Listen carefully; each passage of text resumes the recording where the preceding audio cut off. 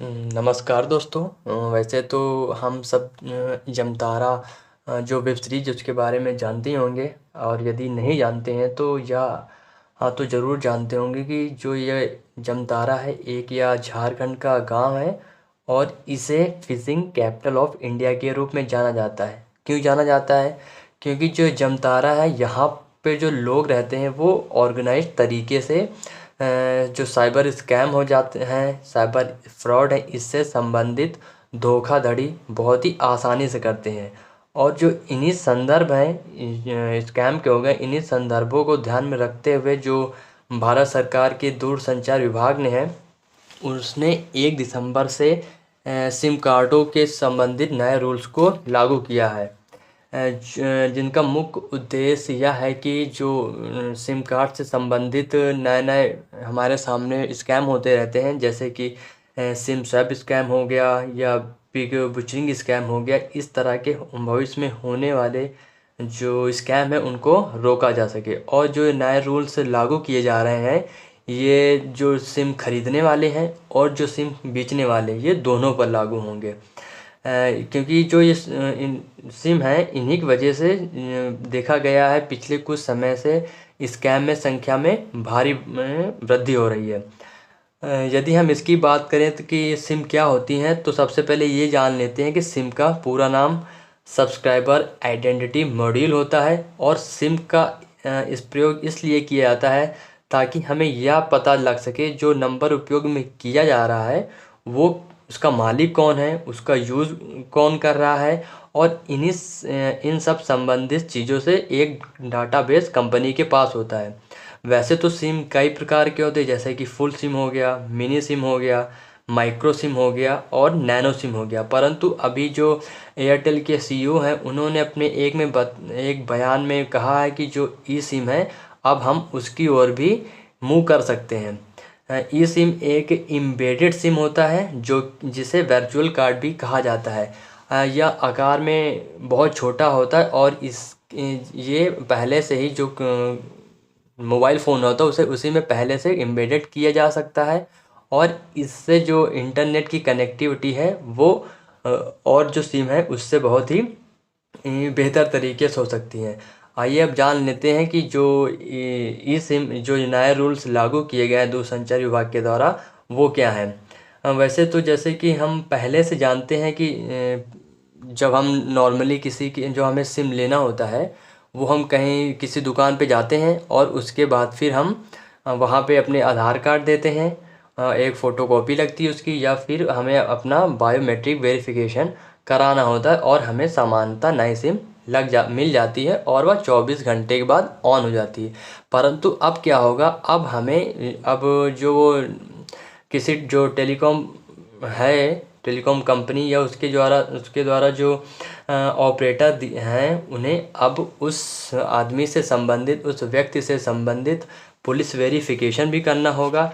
Police verification होने के बाद ही उस सिम को वो ऑन किया जाएगा। और जो टेलीकॉम ऑपरेटर पुलिस वेरिफिकेशन नहीं करता है उस पर जुर्माना भी लगेगा और जो सिम को सेल कर रहा है ये उसकी भी जिम्मेदारी होगी।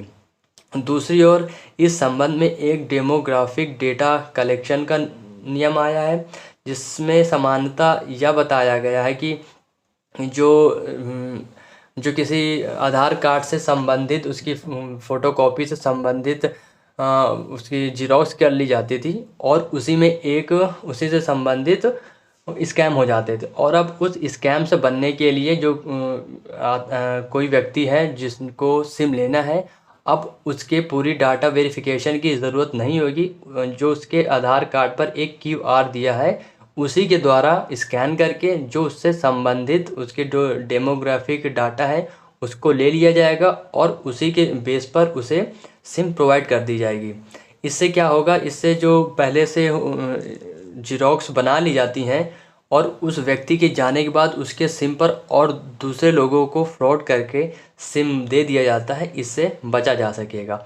और इस संदर्भ में तीसरा नियम यह है कि जो अब बल्क में पहले दिए जाते थे उसे अब नहीं दिया जाएगा। अर्थात पहले जो सिम किसी कंपनी को बल्क में दे दिए जाते थे वो तो कंपनी को देते रहेंगे। और इस संबंध में यह बताया गया है कि जो एम्प्लॉय हैं उनका भी पर्सनली केवाईसी किया जाएगा।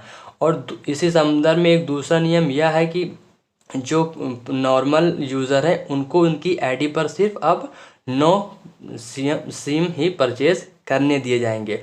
और इस संदर्भ में चौथा नियम सिम कार्ड डीएक्टिवेशन का है। इन समानता यह देखा जाता है कि लोग जो अपने सिम यूज़ करते हैं वो ले लेते हैं, फिर कुछ दिनों बाद उसे बंद कर देते हैं, फिर यूज़ करते हैं। और इससे क्या होता है कि जो फ्रॉड है वो उनके बढ़ने की संभावना बढ़ जाती है। इसीलिए इन सब जो फ्रॉड है इनको कम करने के लिए अब समानता यह रूल लाया गया है कि यदि किसी व्यक्ति का सिम 90 दिनों से यूज़ में नहीं है तो उसे बंद कर दिया जाएगा, और जो उसका नंबर है वो किसी नए सिम खरीदने वाले को दे दिया जाएगा। अर्थात अब जो सिम एक बार 90 दिनों तक बंद हो गया, उस मालिक को उस सिम को दोबारा से एक्टिवेट करने की परमिशन नहीं दी जाएगी। और जो नया सिम है, इसी नया सिम के अंतर्गत भारत सरकार ने, उसके दूरसंचार विभाग ने एक नया पोर्टल भी लॉन्च किया है जिसे संचार साथी पोर्टल कहते हैं। इसके द्वारा हम क्या कर सकते हैं कि जैसे कि हम किसी का मोबाइल चोरी हो गया है तो वह अपने ईएमआई के नंबर के द्वारा या फिर उसका जो सिम कार्ड है उसके द्वारा फ़ोन को ट्रैक किया जा सकेगा। और वो एफआईआर करता है तो जो साइबर सेल की टीम है वो उस ईएमआई के नंबर के द्वारा भी उस फ़ोन को ट्रेस करेगी। इससे दूसरा ये होगा जो फेक कनेक्शन है किसी नंबर पे उन्हें पकड़ा जा सकेगा। और कोई व्यक्ति यह भी जांच कर सकेगा जो उसके नंबर पे कितने सिम इशू किए गए हैं, उसके आईडी पर कितने सिम इशू किए गए हैं, इसको आसानी से वो जांच कर सकेगा। इसलिए इस संचार पोर्टल के द्वारा हमें जो फेक आईडी हैं, इससे कनेक्शन संबंधित जो हमारे फ्रॉड हुए हैं, हम उससे या उससे कोई जो फ्रॉड होने की संभावना उसकी शिकायत भी हम दर्ज करा सकते हैं। इसका एक लाभ यह होगा कि जो सिम से संबंधित स्कैम है उनको कम करने में सरकार द्वारा एक भारी जीत उसे प्राप्त हो सकती है।